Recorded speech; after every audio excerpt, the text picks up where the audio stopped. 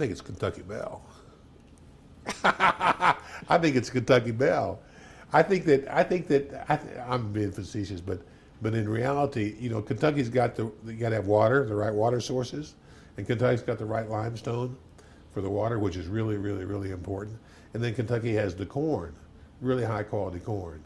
And so I think if you have high quality corn, you have high quality water, you can make good bourbon. And you have to have seasons. You have to have the 4 seasons for the maturing of the bourbon in the warehouses. So you have to have the hot summers, and then the cold winters.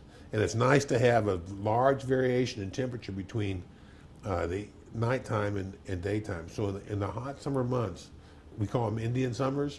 When it's nice and cool in the evening, it's hot in the noontime. Then you get these tremendous temperature fluctuations.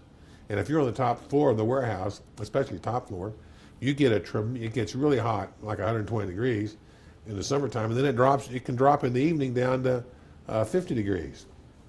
That temperature fluctuation makes the whiskey, the pressure in the barrel fluctuate. So when the temperature gets warm, the airspace above the whiskey in the barrel, see, here's the barrel, here's the whiskey level right here, that airspace, when that warms up, it expands and it pushes that whiskey out into the wood. And then when it contracts, when it cools in the evening, it literally, the whiskey comes out of the wood back into the barrel. So it's constantly moving back and forth. And if you're in the top warehouses, where it gets really hot, you get extreme amount of whiskey going into the wood and coming back out. And if you go into the warehouse and you draw whiskey out of those top barrels in the top of the warehouse, they'll be darker in color than they are off the bottom, and they'll taste a lot more woody.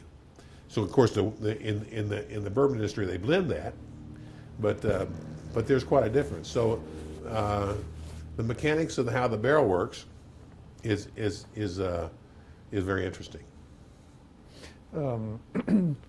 Fred No likes to say that 95% of the world's bourbon is made in Kentucky.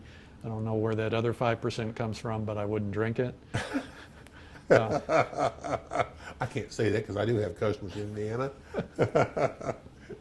But there is, as you're saying, there is something unique about this environment Limestone. that makes Yeah, that it's the water, the limestone.